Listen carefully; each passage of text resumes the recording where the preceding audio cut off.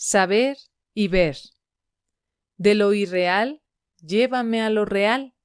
De la oscuridad, llévame a la luz. De la muerte, llévame a la inmortalidad. Brihad Aranyaka, Upanishad. Antes de estudiar el paralelismo existente entre la física moderna y el misticismo oriental, hemos de abordar la siguiente cuestión.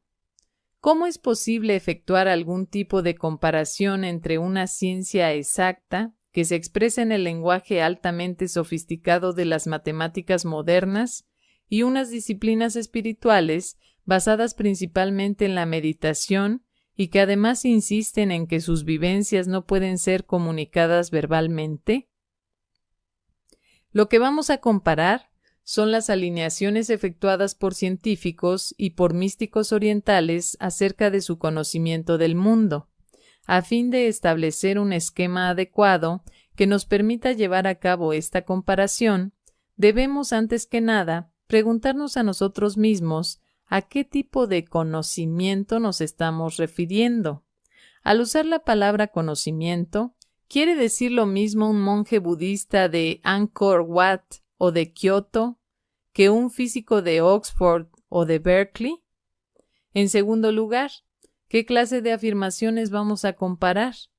¿Qué vamos a seleccionar de los datos experimentales, de las ecuaciones y las teorías por un lado, y de las escrituras sagradas, de los antiguos mitos y de los tratados filosóficos por otro? Este capítulo intentará aclarar estos dos puntos, la naturaleza del conocimiento que se va a comparar y el lenguaje en el cual ha sido expresado dicho conocimiento. A lo largo de la historia se ha considerado que la mente humana es capaz de dos tipos de conocimiento, o dos formas de conciencia, a las que con frecuencia se ha denominado como racional e intuitiva, y que tradicionalmente han sido asociadas respectivamente con la ciencia y la religión. En Occidente, el tipo de conocimiento intuitivo y religioso con frecuencia es devaluado para favorecer el conocimiento racional y científico, mientras que la actitud tradicional oriental es justamente la contraria.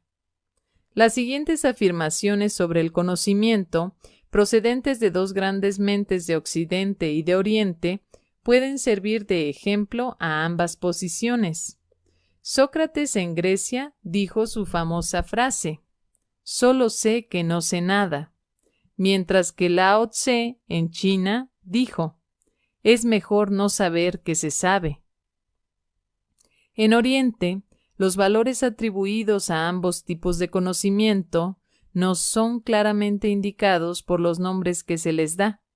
Los Upanishads, por ejemplo, hablan de un conocimiento superior y de un conocimiento inferior, y relacionan el conocimiento inferior con las diversas ciencias y el superior con la conciencia religiosa. Los budistas hablan de conocimiento relativo y conocimiento absoluto, o de verdad condicional y verdad trascendental. La filosofía china siempre ha señalado la naturaleza complementaria de lo intuitivo y lo racional, representándolos con la pareja arquetípica Yin y Yang, que constituyen la base del pensamiento chino. Del mismo modo, se desarrollaron en la antigua China dos tradiciones filosóficas complementarias, el taoísmo y el confucianismo, a fin de tratar con ambos tipos de conocimiento. El conocimiento racional se forma con las experiencias que tenemos con los objetos y los sucesos de nuestro entorno diario. Pertenece al reino del intelecto, cuya función es la de discriminar, medir, comparar, dividir y categorizar. De este modo, creamos un mundo de distinciones intelectuales, de opuestos, que solo pueden existir en relación unos con otros, siendo esta la razón por la que los budistas llaman a este conocimiento relativo. La abstracción es el rasgo crucial de este tipo de conocimiento, pues para comparar y clasificar la inmensa variedad de formas, estructuras y fenómenos que nos rodean, nos es imposible tomar en cuenta todos sus rasgos. Por ello tenemos por fuerza que seleccionar unos pocos de los más significativos. De este modo construimos un mapa intelectual de la realidad, en el que las cosas están reducidas a sus rasgos más generales. El conocimiento racional constituye así un sistema de conceptos y símbolos abstractos, caracterizado por una secuencia lineal y secuencial, típica de nuestro modo de pensar y de nuestro hablar. En la mayoría de los idiomas, esa estructura lineal se evidencia en el uso de alfabetos que sirven para comunicar experiencias y pensamientos mediante largas líneas de letras. Por otro lado, el mundo natural es un mundo de infinitas variedades y complejidades, un mundo multidimensional que no contiene líneas rectas ni formas absolutamente regulares, donde las cosas no suceden en secuencias, sino todas juntas. Un mundo, como nos dice la física moderna, donde incluso el espacio vacío es curvo. Es evidente que nuestro sistema abstracto de pensamiento conceptual nunca podrá describir ni entender por completo esta realidad. Al pensar en el mundo, nos enfrentamos al mismo tipo de problema que afronta el cartógrafo, que trata de cubrir la superficie curvada de la Tierra con una serie de mapas planos. Con tal procedimiento podemos solo esperar una representación aproximada de la realidad, y por ello todo el conocimiento racional estará necesariamente limitado. El reino del conocimiento racional es, por supuesto, el reino de la ciencia que mide, cuantifica, clasifica y analiza. Las limitaciones de cualquier conocimiento obtenido con estos métodos se han hecho cada vez más evidentes en la moderna ciencia y en particular en la física moderna, la cual nos enseña, en palabras de Werner Heisenberg, que toda palabra o concepto, por claro que pueda parecernos, tiene solo un limitado margen de aplicabilidad. Heisenberg, Physics and Philosophy, Allen and Unwin, Londres 1963, página 125. Para la mayoría de nosotros resulta muy difícil ser conscientes de las limitaciones y de la relatividad del conocimiento conceptual. Dado que nuestra representación de la realidad es mucho más fácil de captar que la realidad misma, tendemos a confundir una con la otra y a tomar nuestros conceptos y nuestros símbolos como la realidad. Una de las principales metas del misticismo oriental es liberarnos de esa confusión. Los budistas Zen dicen que para señalar a la luna es necesario un dedo, pero que una vez que hemos ya reconocido a la luna, debemos dejar de preocuparnos por el dedo. El sabio taoísta Chuang Tzu escribió: «Las cestas de pescar se emplean para coger peces, pero una vez conseguido el pez, el hombre se olvida de las cestas. Las trampas se emplean para atrapar liebres, pero una vez cogidas las liebres, los hombres se olvidan de las trampas. Las palabras se emplean para expresar ideas, pero una vez transmitidas las ideas, los hombres olvidan las palabras». Chuang Tzu, traducción de James Leck, adaptado por Clay Walham. Ace Books, Nueva York, 1971, capítulo 26. En Occidente, el especialista en semántica Alfred Korzybski tocó exactamente el mismo punto con su acertado eslogan: «El mapa no es el territorio». Lo que interesa a los místicos orientales es una experiencia directa de la realidad que trascienda no solo al pensamiento intelectual, sino también a la percepción sensorial.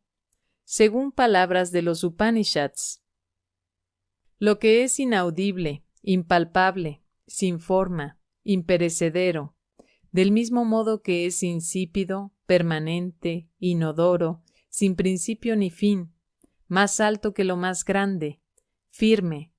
Al percibir eso, uno queda liberado de las fauces de la muerte. Katha Upanishad. El conocimiento que se obtiene con una experiencia así es llamado por los budistas conocimiento absoluto, porque no se basa en las discriminaciones, en las abstracciones y clasificaciones del intelecto, las cuales, como ya hemos visto, son siempre relativas y aproximadas. Es, según nos dicen los budistas, la experiencia directa de la seidad, indiferenciada, individida e indeterminada, o la experiencia directa del ser indiferenciado, individido e indeterminado. La completa asimilación de esa eseidad no solo constituye el centro del misticismo oriental, sino que es la característica central de toda la experiencia mística.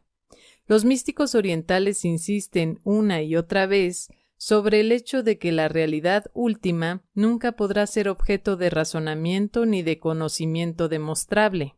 Nunca podrá ser adecuadamente descrita en palabras, porque está más allá del reino de los sentidos y del intelecto, del que se derivan todas nuestras palabras y conceptos. Acerca de esto dicen los Upanishads: allí no llega el ojo, no va la palabra ni la mente. No lo conocemos, no lo entendemos. ¿Cómo podría unir enseñarlo? Lao Tse, quien llama a esta realidad el Tao, afirma exactamente lo mismo en la línea inicial del Tao Te Ching. El Tao que puede ser expresado no es el Tao verdadero.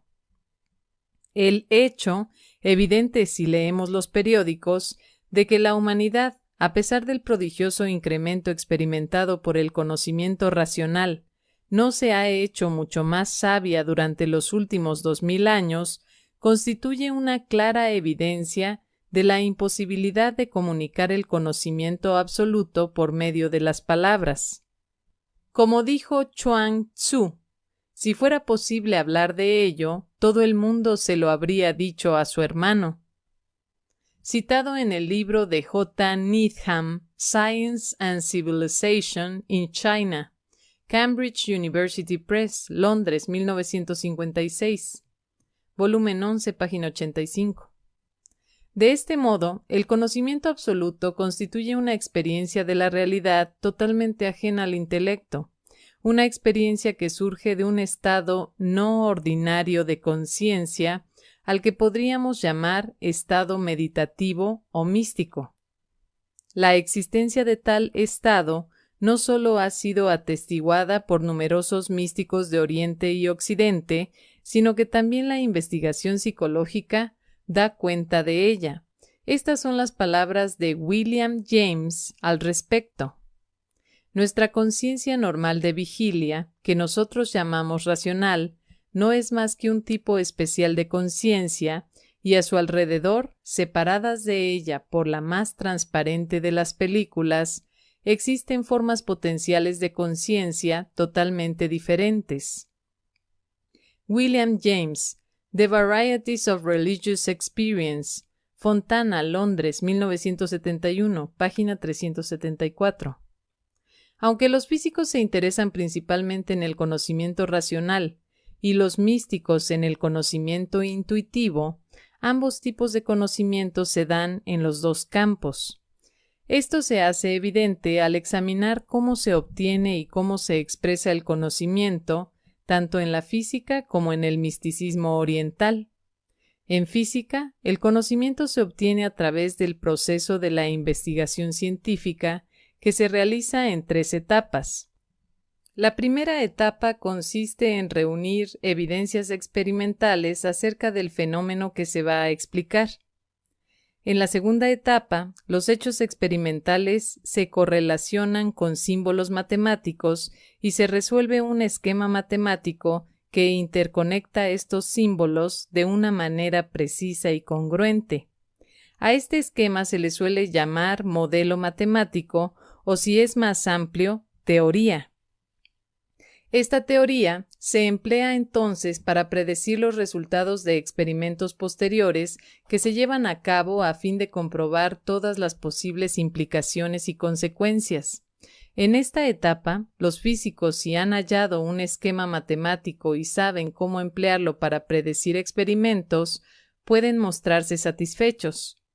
Algunas veces desean hablar sobre sus logros a quienes no son físicos y por lo tanto tendrán que expresarlos en un lenguaje sencillo. Esto significa que tendrán que formular un modelo en lenguaje ordinario que interprete su esquema matemático. Incluso para los mismos físicos, la formulación de dicho modelo verbal, que constituye la tercera etapa de su investigación, será un criterio de la comprensión que han logrado. En la práctica, estas tres etapas no están netamente separadas y no se dan siempre en el mismo orden. Por ejemplo, un físico puede ser conducido a un modelo particular por alguna creencia filosófica suya en la cual puede continuar creyendo, incluso si el experimento evidencia lo contrario. Entonces, y esto ocurre con mucha frecuencia, trata de modificar su modelo para que dé cuenta de los nuevos experimentos. Pero si la evidencia experimental continúa contradiciendo al modelo, finalmente se verá obligado a abandonarlo. Este modo de basar firmemente todas las teorías sobre la experimentación se conoce como método científico. Este modo de basar firmemente todas las teorías sobre la experimentación se conoce como método científico, y más adelante veremos que tiene su equivalente en la filosofía oriental. Sin embargo, la filosofía griega era totalmente diferente a este respecto. Aunque los filósofos griegos tuvieron ideas extremadamente ingeniosas sobre la naturaleza, que a veces se aproximan mucho a los modelos científicos modernos, la gran diferencia es la actitud totalmente empírica de la ciencia moderna, algo que por lo general era totalmente ajeno a la mentalidad griega. Los griegos obtenían sus modelos de un modo deductivo, partiendo de algún axioma o principio fundamental y no inductivamente de lo que había sido observado. Por otro lado, el arte griego del razonamiento deductivo y lógico es, por supuesto, un ingrediente esencial en la segunda etapa de la investigación científica, la formulación de un modelo matemático congruente, y por ello constituye una parte esencial de la ciencia. El conocimiento racional y las actividades racionales conforman ciertamente la mayor parte de la investigación científica, pero no son todo lo que hay en ella. Esa parte racional de la investigación sería de hecho inútil si no estuviera complementada por la intuición, que es la que da a los científicos nuevas ideas y los hace más creativos. Estas ideas tienden a llegarles de repente y generalmente no cuando se hallan sentados en su mesa de trabajo resolviendo ecuaciones, sino mientras están relajados en el baño, durante un paseo por el bosque, por la playa, etc. Durante esos periodos de relajación, después de una actividad intelectual concentrada, la mente intuitiva parece hacerse cargo de todo y es entonces cuando puede generar las repentinas y aclaradoras ideas que tanto placer y deleite aportan a la investigación científica. Las percepciones intuitivas, sin embargo, no son de utilidad a la física a menos que puedan ser formuladas dentro de una estructura matemática congruente, complementada con su interpretación en lenguaje sencillo. Dentro de esta estructura, la abstracción es un rasgo crucial. Consiste, como mencionaba antes, en un sistema de conceptos y símbolos que conforman un mapa de la realidad. Este mapa representa solo algunos rasgos de esa realidad, sin que nosotros sepamos exactamente cuáles son, ya que comenzamos a compilar nuestro mapa de una forma gradual y sin ningún análisis crítico durante la niñez. De este modo, las palabras de nuestro lenguaje no están claramente definidas. Tienen varios significados, muchos de los cuales, cuando oímos la palabra en cuestión, nos pasan como de una manera muy vaga por la mente, permaneciendo en su mayor parte en nuestro subconsciente. Esta imprecisión y ambigüedad de nuestro lenguaje resulta algo esencial para los poetas, quienes generalmente trabajan con las capas y las asociaciones subconscientes. La ciencia, sin embargo, busca definiciones claras y conexiones libres de ambigüedades. Por ello hace al lenguaje todavía más abstracto, limitando el significado de sus palabras y estandarizando su estructura de acuerdo con las reglas de la lógica. La mayor abstracción es la que se da en las matemáticas, donde las palabras son sustituidas por símbolos y donde las operaciones de conexión entre dichos símbolos están rigurosamente definidas. De este modo, los científicos pueden condensar en una sola línea de símbolos, en una ecuación, información que necesitaría varias páginas de escritura ordinaria para poder ser expresada en palabras.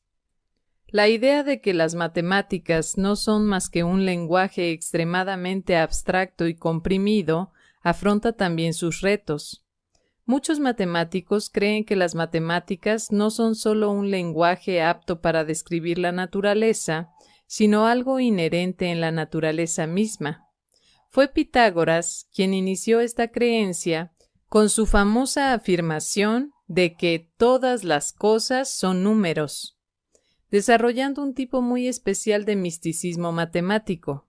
Así, la filosofía pitagórica introdujo el razonamiento lógico en el dominio de la religión, algo que, según Bertrand Russell, resultó decisivo para la filosofía religiosa occidental.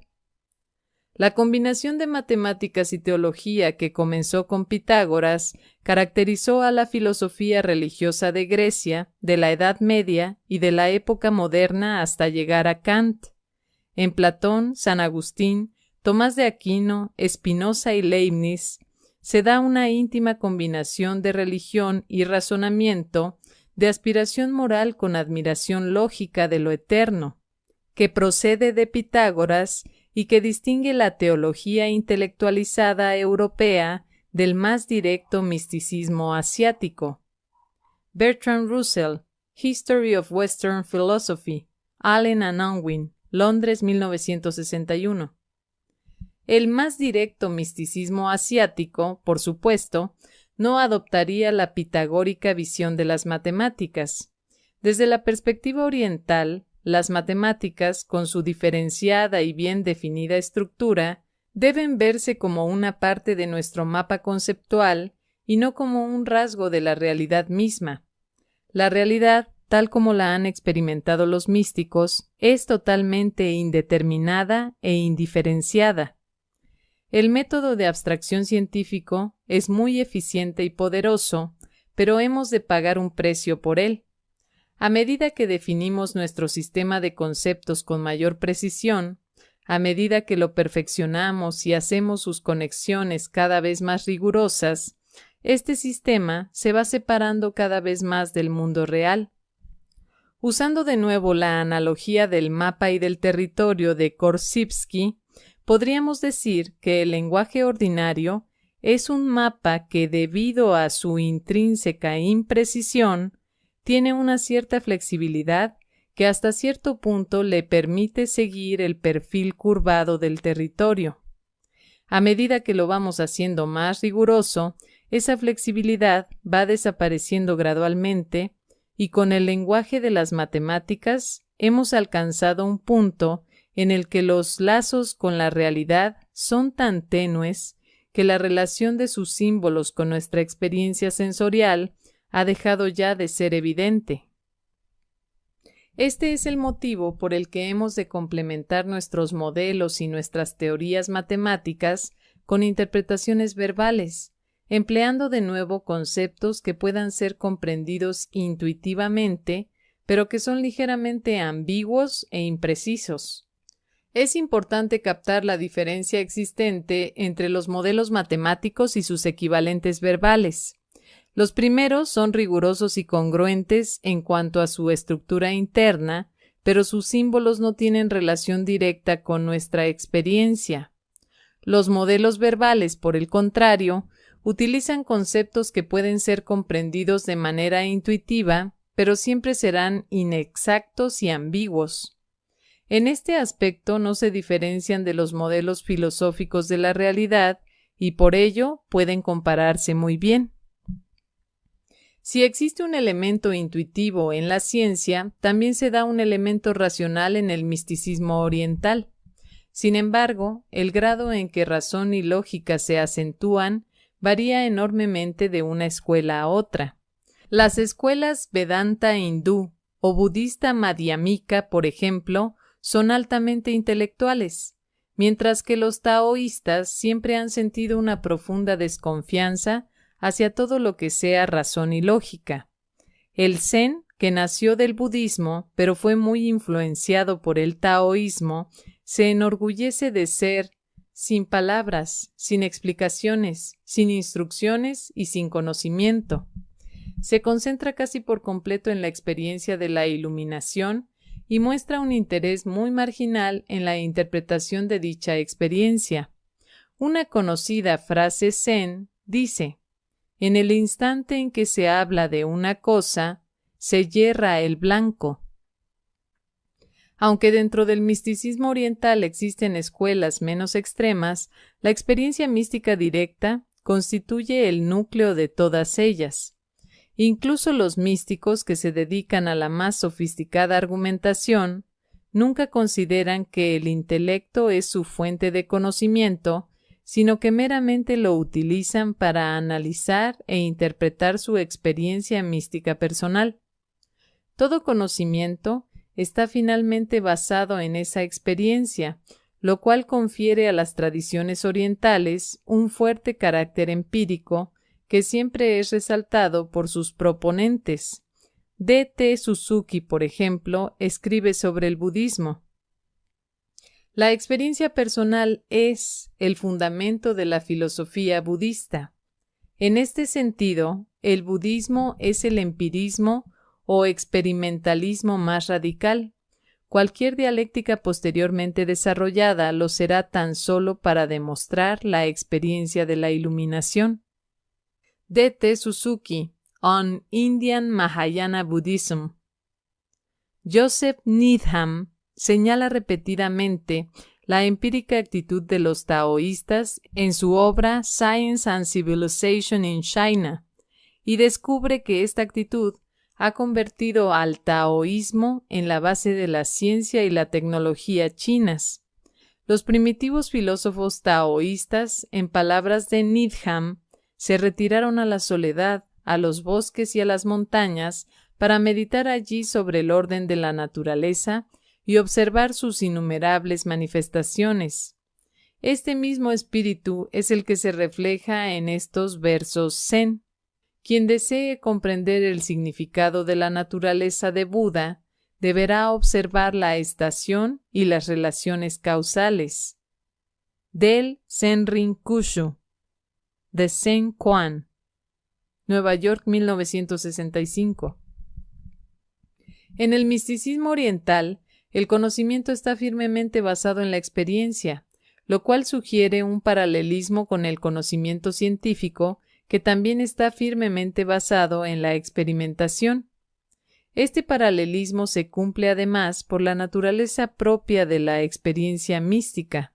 En las tradiciones orientales se la describe como una percepción directa que cae totalmente fuera del mundo del intelecto y que se logra más que pensando, mirando dentro de uno mismo, mediante la observación.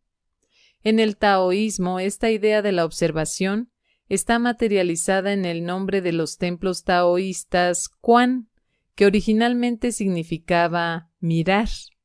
Así, los taoístas consideraban a sus templos como lugares de observación.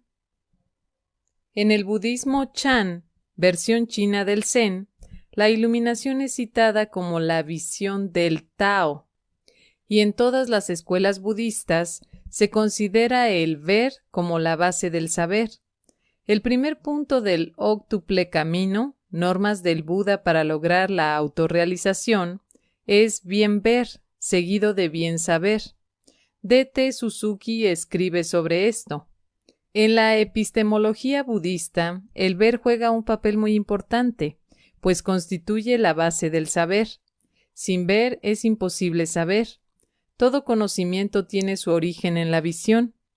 Por ello, saber y ver se suelen encontrar unidos en la enseñanza del Buda.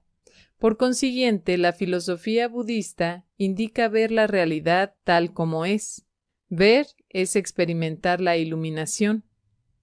Este pasaje me recuerda al del místico Yaqui Don Juan, quien dice: «Lo que yo prefiero es ver, porque solo viendo puede un hombre de conocimiento saber».